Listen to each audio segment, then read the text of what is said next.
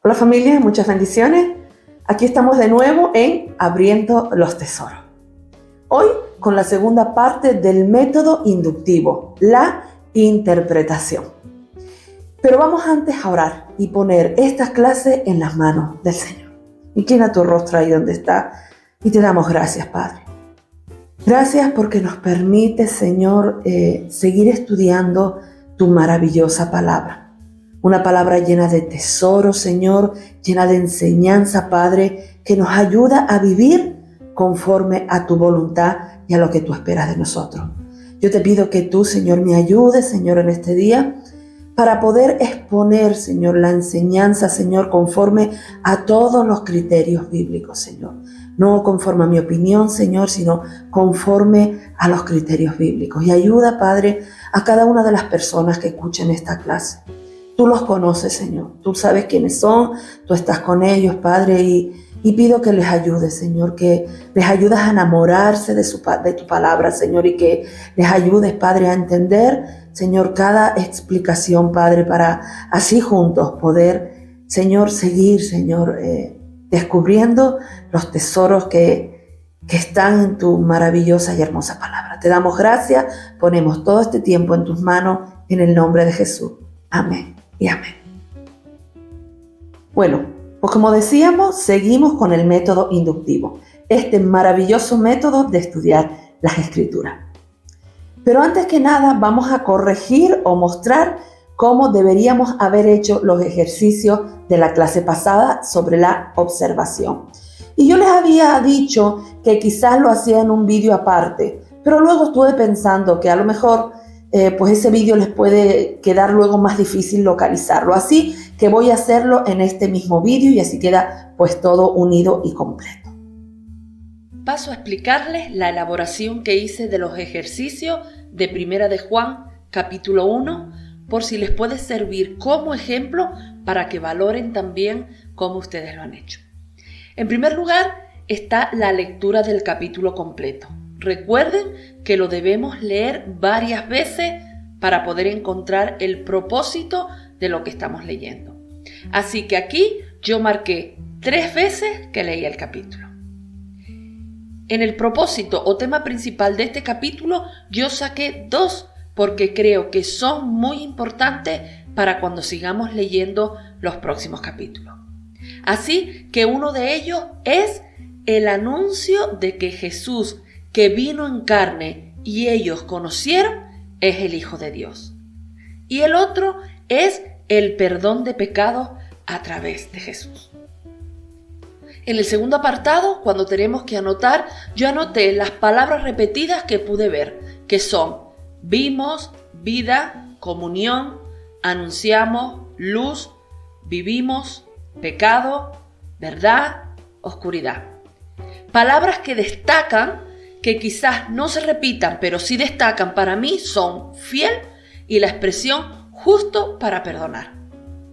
En cuanto a las verdades sobresalientes que encontré en el pasaje, fueron 3. Que Jesús es el Hijo de Dios y vino en carne a la tierra, que es necesario confesar nuestros pecados para ser perdonados y que Jesús es palabra de vida, el que da vida eterna. En cuanto a los verbos, están ver, oír, confesar, perdonar. Esos son los verbos que destaqué. Y el versículo clave para mí en este capítulo es el versículo 2, que dice: Él, quien es la vida misma, nos fue revelado y nosotros lo vimos. Y ahora testificamos y anunciamos a ustedes que Él es la vida eterna. Estaba con el Padre y luego nos fue revelado. Creo que este versículo es muy importante porque precisamente en esa época había una doctrina falsa que se estaba infiltrando en la iglesia diciendo que Jesús no había venido en carne, y aquí Juan está diciendo que ellos lo vieron y testifican que Él es la vida eterna. Por eso creo que este versículo es muy importante. En cuanto a las preguntas para hacer a los versículos, yo les hice las siguientes preguntas a estos versículos. En el versículo 1, ¿cuál fue el anuncio de Juan? En el versículo 2, ¿qué hizo Juan con lo que le fue manifestado? En el versículo 3, ¿para qué anunciaban lo que habían visto y oído? En el versículo 7, ¿cuál es el resultado de andar en luz? Y en el versículo 8, ¿qué ocurre si confesamos nuestros pecados? En el apartado 4, el de relacionar lo que estamos estudiando con el resto del libro, pues lo relacioné con unos pasajes, con el capítulo 2, versículos 6 y 7 y con el capítulo 5, versículo 13. Lo que nos dicen estos pasajes es que los que tienen vida eterna son los que tienen a Jesús como su Señor y Salvador, la salvación a través de Cristo. Y luego también el capítulo 4, versículo 14, que dice que vieron con sus ojos a Jesús, que el Padre envió para salvarnos. Pues estos pasajes tienen relación con lo que dice el capítulo que estamos estudiando. Por eso hay que anotarlo, ¿no? Para ver qué dice el resto del libro. Y en cuanto a la última parte, la parte de estar reflexionando, meditando en las Escrituras, la verdad yo estuve reflexionando en dos partes importantes. En la importancia de anunciar a otros el mensaje de salvación que nosotros hemos recibido, porque de esto es lo que está hablando también ese capítulo 1, y de permanecer en la luz de Cristo, pues para poder tener comunión con el Padre. Así que yo he estado orando por esto durante la semana, meditando, reflexionando en todo esto en las Escrituras, para luego, cuando hagamos la interpretación, pues que esto quede marcado. Todas esas palabras que hemos escrito, todos esos puntos importantes, los verbos, todas esas ideas principales, luego en la interpretación nos ayudará a desarrollarla de una mejor manera. Pues hasta aquí los ejercicios. Si tienen dudas o preguntas, pueden hacérmelas a través del correo o por un comentario aquí o por las redes. Toda la información pues se las dejo en la cajita de información. Antes de empezar con la interpretación, quiero recordarles rapidito los 3 puntos principales para estar en contexto con lo que es el método inductivo y que vimos en la clase pasada. Primero, la observación. Preguntar qué dice el autor. Segundo, la interpretación. Preguntar en realidad qué quiere decir el autor. Y en tercer lugar está la aplicación. Preguntar ¿qué me dice a mí? ¿Cómo me afecta a mí esa enseñanza? Así que en la clase anterior hablamos de la observación que respondía a la pregunta ¿qué dice el autor o qué dice el pasaje a esa audiencia que es la que lo estaba escuchando o leyendo en ese momento? Y hoy vamos a ver la interpretación que nos responde a la pregunta ¿qué quiere decir el autor? Así que eso es lo que precisamente vamos a estudiar con la interpretación. Trataremos de descubrir lo que quiere decir el autor sin olvidar que la Biblia es su propio intérprete, es decir, no podemos sustituir el pasaje bíblico por una interpretación propia y personal.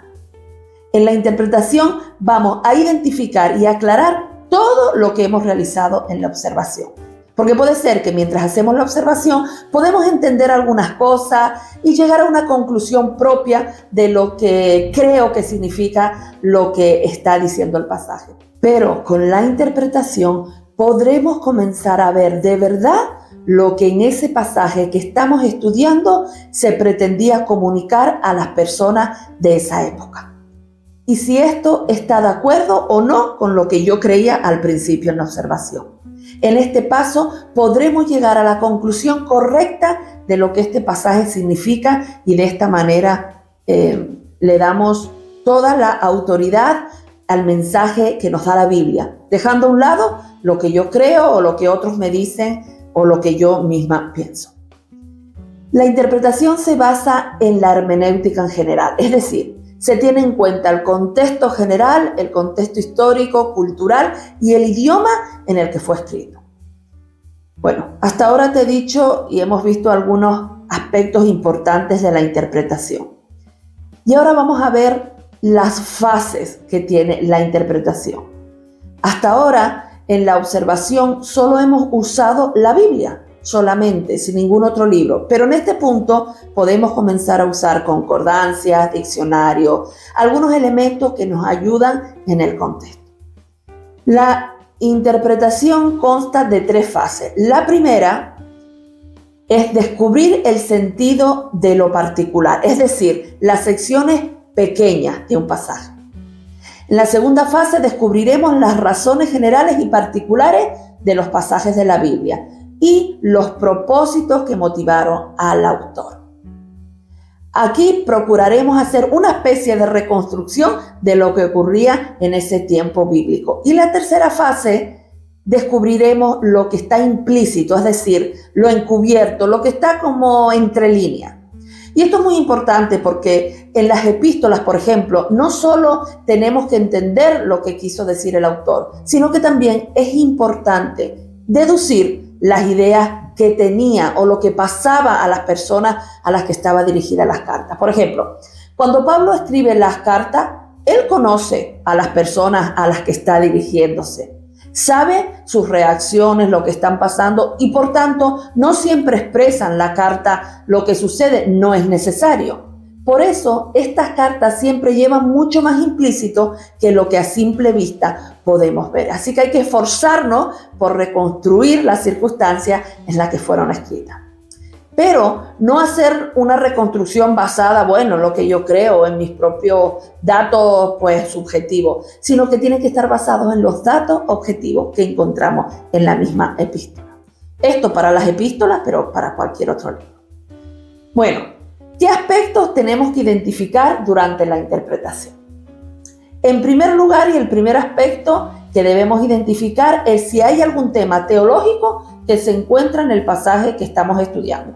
Por ejemplo, si leemos Romanos 10, versículos 9 y 10, dice: si declaras abiertamente que Jesús es el Señor y crees en tu corazón que Dios lo levantó de los muertos, serás salvo. Pues es por creer en tu corazón que eres hecho justo a los ojos de Dios y es por declarar abiertamente tu fe que eres salvo. Pues aquí podemos identificar claramente un tema de teología, que es la salvación. Nos está hablando de la salvación a través de la fe. En segundo lugar, otro aspecto que también debemos tener en cuenta para identificar es si en el pasaje se encuentran mandamientos, enseñanzas, promesas, advertencias. Por ejemplo, si leemos Isaías capítulo 40, versículo 31, nos dice: en cambio, los que confían en el Señor encontrarán nueva fuerza, volarán alto como con alas de águila. Correrán y no se cansarán, caminarán y no se desmayarán. ¿Qué vemos aquí? Aquí hay evidentemente una promesa. El Señor está prometiendo que los que confiamos en Él tendremos nueva fuerza, no desmayaremos. En tercer lugar, otra cosa más que tenemos que identificar son las comparaciones, buscando si en el pasaje encontramos expresiones como es semejante a, es como, o algunas expresiones parecidas donde podemos ver que se está haciendo una comparación entre dos o más aspectos, personas o situaciones. También hay otros pasajes que aunque no vemos las expresiones como, semejante, pues igualmente podemos ver que son comparaciones. Les voy a poner algunos ejemplos. Si leemos Mateo capítulo 13, versículos 44 y 45 dice: el reino del cielo es como un tesoro escondido, que un hombre descubrió en un campo. En medio de su entusiasmo, lo escondió y nuevamente vendió todas sus posesiones a fin de juntar el dinero suficiente para comprar el campo. Además, el reino del cielo es como un comerciante en busca de perlas de primera calidad. Vemos las expresiones semejante a, es como, es decir, aquí Jesús está comparando el reino de los cielos con algunas cosas cotidianas para que podamos entender la enseñanza que nos trae este versículo. En Mateo capítulo 5, versículo 13 dice: ustedes son la sal de la tierra. Jesús dijo en Juan 10:7, entonces le dio la explicación: les digo, la verdad, yo soy la puerta de las ovejas. ¿Podemos ver todas estas comparaciones? Bueno, en cuarto lugar, también debemos tener en cuenta el tipo de literatura de ese pasaje o libro. Por ejemplo, debemos de considerar lo que dice cada uno de los autores lo que dice en vista al estilo literario que está usando. Por ejemplo, en poesía y en profecía encontramos pues más metáforas o se encuentran más símiles.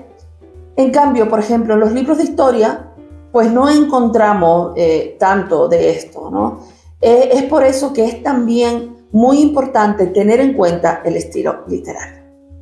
Algunos ejemplos de los estilos literarios pues son en los libros de la Biblia, ¿verdad? Algunos ejemplos son la historia, la poesía, la profecía, las cartas. Y en Instagram y en Facebook, los próximos días les estaré dejando alguna información sobre el estilo literario de cada uno de los libros de la Biblia. De esta manera, pues ustedes pueden complementar esta clase, así que no se olviden de seguir como Brisa Fresca por las redes, tanto en Instagram como en Facebook. Ahí siempre les estaré dejando información. En la cajita de información, pues les pondré ahí los enlaces para que puedan pues acceder. En quinto lugar, aquí también veremos de una forma más profunda y en diferentes versiones las referencias cruzadas que habíamos anotado en la observación. En la observación solo las anotamos y aquí comenzaremos a leerlas en otras versiones. Así que en la observación anotamos, cualquier pasaje relacionado que recuerde mientras lee. Y aquí en la interpretación consultaremos otras guías de estudio para llegar a esos otros pasajes que están relacionados con el versículo o pasaje que nosotros estamos leyendo y estudiando. Así que es muy importante saber qué dice el resto del libro o el resto de la Biblia sobre los versículos que estamos estudiando. Por eso es importante usar las referencias cruzadas y buscar otros versículos que hablen de lo mismo. Generalmente en las Biblias, todos los hemos visto, ¿verdad? Viene pues un numerito o letrita al lado de una palabra del versículo y luego en la parte de abajo de la página de la Biblia, ese numerito o letrita pequeña nos dicen la cita de otros versículos que también se relacionan. De esta manera nosotros podemos ver a través de las escrituras cómo se interpreta a sí misma y eso es una maravilla. También están las concordancias que generalmente vienen al finalizar la Biblia, en la parte de atrás, en las últimas páginas, y es una lista de palabras y la relación de los versículos que hablan o que nombran a esa palabra. Las concordancias que vienen al final de la Biblia, suelen ser un poco más simples, pero existen concordancias muy completas y exhaustivas. Y hoy en día, pues a través de internet también las podemos conseguir. De hecho, te voy a dejar en la cajita de información también un enlace a una concordancia online para que la puedas usar. Y ahora hablemos de otro aspecto muy importante, que es el contexto, la importancia del contexto. Nunca se debe sacar o estudiar un pasaje alejado de su contexto, porque si hacemos esto, sin duda habrá una mala interpretación. No debemos aceptar las enseñanzas que tienen como único respaldo uno o dos versículos aislados y a veces pues manipulados para forzar a que se diga lo que cualquier persona quiera, ¿no? De este tipo de actuaciones o de este tipo de cosas es de donde generalmente se derivan las falsas enseñanzas. Todos los pasajes están conectados con el resto del relato. Por lo tanto, hay que estudiarlo en base a esa unidad o conexión. Al interpretar un pasaje de la Biblia, siempre debemos tener en cuenta dos cosas. Primero, lo que el autor tenía en mente. Y segundo, la forma en la que los destinatarios originales lo entendieron. Y para esto es necesario el contexto. Debemos darle mucha importancia al contexto. Y vamos a ver algunos tipos de contexto con sus ejemplos para que lo puedan entender. Por ejemplo, está en primer lugar el contexto inmediato. El contexto inmediato son los versículos que están antes y después del versículo que yo estoy estudiando, los anteriores y los posteriores. A eso se le llama contexto inmediato. El resto de los versículos pues se les llama contexto en general. ¿Por qué es importante estudiar el contexto inmediato? Es decir, los versículos anteriores y posteriores al texto que estamos estudiando. Pues como les decía, porque nos traerán claridad y nos evitarán creer que en determinados temas de la Biblia puede haber contradicciones, como algunas personas creen. Les voy a poner un ejemplo para que podamos entenderlo mejor. Si leemos Santiago capítulo 2 versículo 17 y Efesios 2:6, pudiera parecer que hay una contradicción entre los pasajes. ¿Será que Santiago enseñó una cosa y Pablo otra?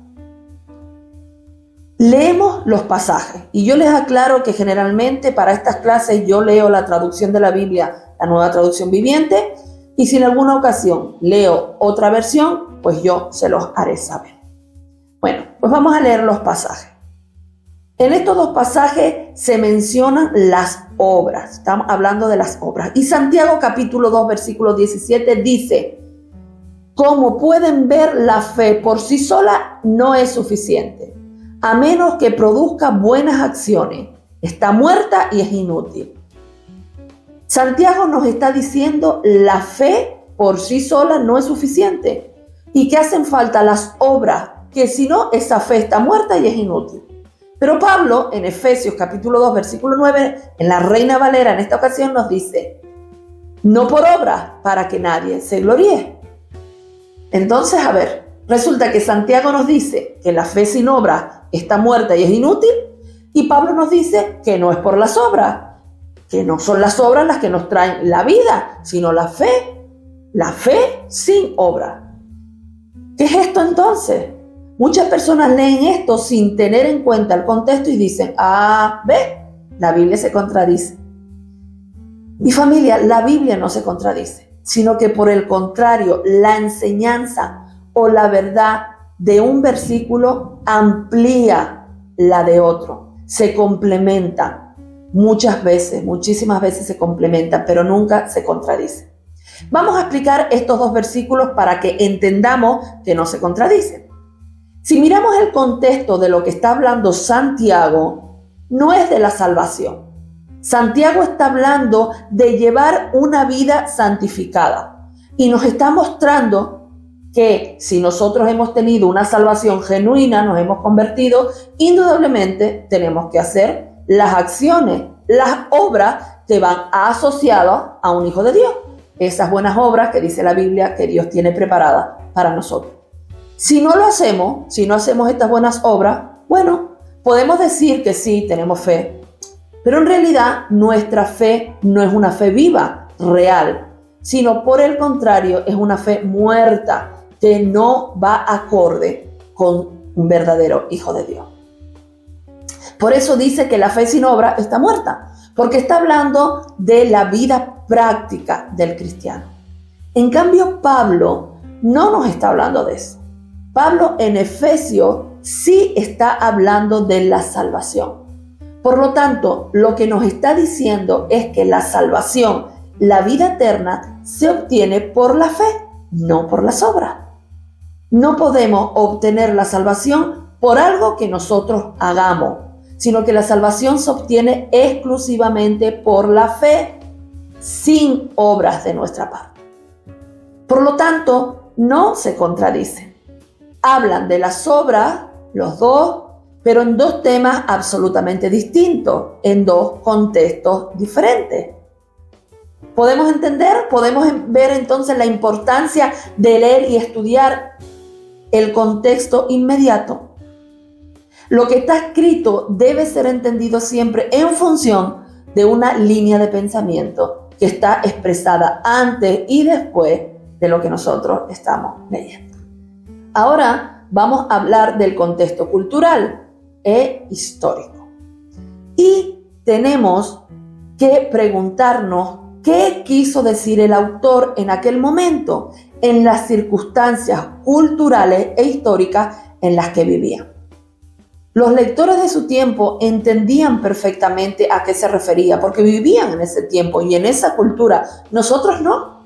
Por ejemplo, cuando en la Biblia se habla que Jesús lavó los pies de los discípulos, o se nos dice el por qué los fariseos se alarmaban cuando Jesús hacía milagros un día sábado, o cuando nos dice en algunos pasajes que la mujer llevaba velo. Todo esto tiene una explicación cultural y de tiempo, y que ellos en su momento entendían perfectamente.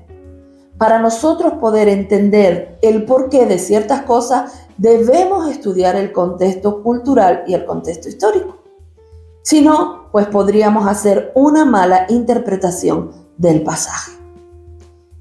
Cuando hablamos de contexto cultural o histórico, ¿qué es eso? ¿De qué estamos hablando? Cuando hablamos de la cultura de la época, nos estamos refiriendo a lo que esa sociedad en concreto piensa y cómo actúa en base pues, a sus temas religiosos, temas legislativos, temas sociales de la época. Temas que tienen que ver con su forma de vivir, de vestir, de hablar. El contexto histórico tiene que ver con los acontecimientos políticos, económicos y sociales de ese momento. Así que los escritores escribieron para esa época, influenciados evidentemente por la cultura y la historia de esa época. Así que hay aspectos culturales e históricos que no se aplican a la época de hoy, de nuestra actualidad. Por ejemplo, la mujer que derramó el perfume de su vaso de alabastro sobre Jesús, ¿cómo podremos nosotros entender hasta qué punto eso fue importante? Bueno, pues lo podemos entender si tenemos en cuenta ese contexto cultural donde las mujeres en esa época de la historia pues ahorraban durante toda su vida para comprar este perfume que era extremadamente caro y valioso. Y lo compraban para el día de su casamiento, de su boda, y si no, pues para el día de su sepultura. Hoy en día, evidentemente, eso no se da. Culturalmente no podemos aplicarlo a nuestra época y a nuestra cultura. Pero lo que sí podemos hacer es extraer el principio. ¿Cuál es el principio? La enseñanza. Pues el principio es el de una entrega total al Señor, entregándole a Él lo más valioso que tenía. Así que cuando leemos tenemos que preguntarnos si lo que el autor escribe lo podemos transferir tal cual está al día de hoy o si lo que podemos transferir es el principio, la enseñanza que eso trae conforme a lo que significaba en esa cultura y en esa época de la historia. Y es traer entonces para nosotros el principio, esa enseñanza valiosa. En el contexto histórico y cultural también tendremos en cuenta el lenguaje que se usaba y a qué hace referencia o a qué hacía referencia. Esto nos trae mucha claridad porque hay palabras o situaciones, como hemos dicho, que ya no se dan en nuestra época. Y por lo tanto, si vemos una expresión en la Biblia que ya no se usa en nuestra época, pues seguramente esto puede hacer que no entendamos el significado de lo que realmente quería decir el autor. Así que es muy importante entender esto. Por ejemplo, la palabra tetelestai, que traducido es la palabra consumado es, y es esta la expresión que Jesús usó en la cruz. Esa es una expresión que no se usa en la actualidad, pero ¿qué significaba eso? Pues si vamos al contexto histórico, veremos que tetelestai era la palabra que se colocaba en el comprobante de una deuda que ya había sido pagada, tanto en la parte de negocio como a un prisionero que ya había pagado la pena. Es decir, si un prisionero ya había pagado su condena, al salir de la cárcel se le entregaba un documento que tenía un sello que decía tetelestai. Y si la policía o la guardia lo paraba en la calle y le pedía, ¿qué hace usted aquí?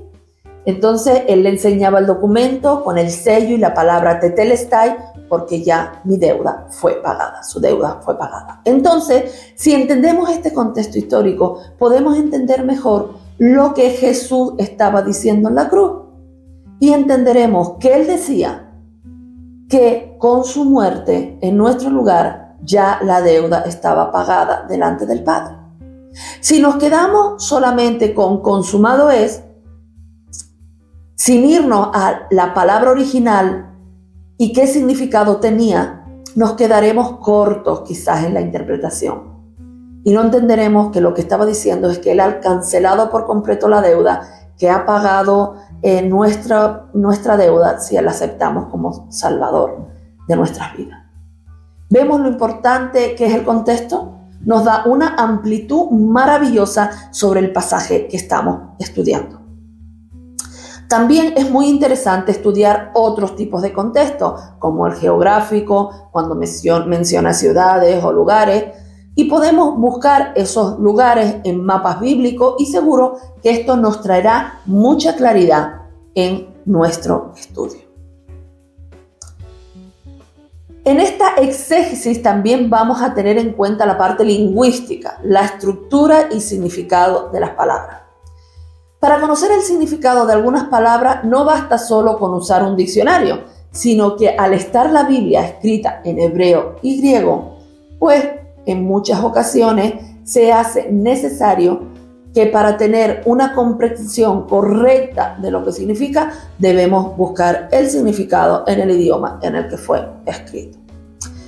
Y para eso usamos pues un diccionario de hebreo o de griego. Y si no tienes uno físico, pues igualmente puedes encontrarlo en internet.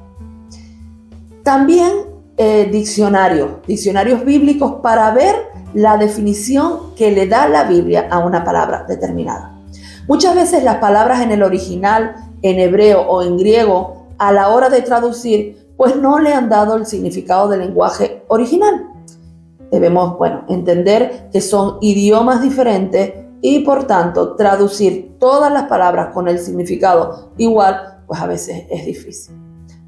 Como hemos podido ver, son muy importantes todos y cada uno de los elementos en la parte de la interpretación, porque nos dará la explicación correcta de lo que quiso decir el autor, de lo que significa ese versículo o ese pasaje.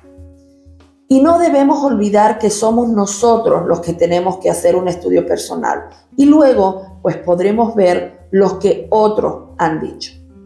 Todos estos son recursos que sin duda nos ayudarán, pero nosotros de manera personal debemos estudiar las escrituras. Como les dije en la primera clase, es un estudio personal.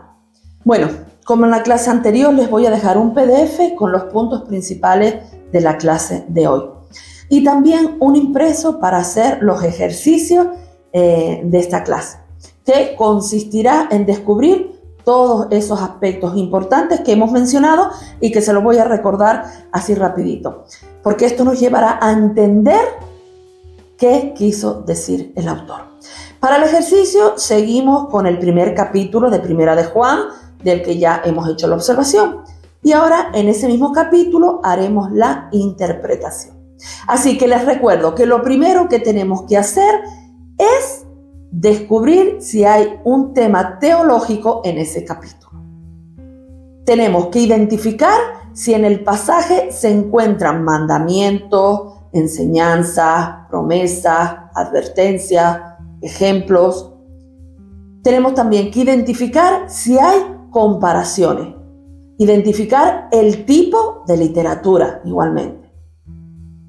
Tenemos que consultar todas las referencias cruzadas que hemos anotado cuando hicimos la observación. También tenemos que anotar algunas cosas importantes que dice el resto del libro o de la Biblia sobre lo que estamos estudiando.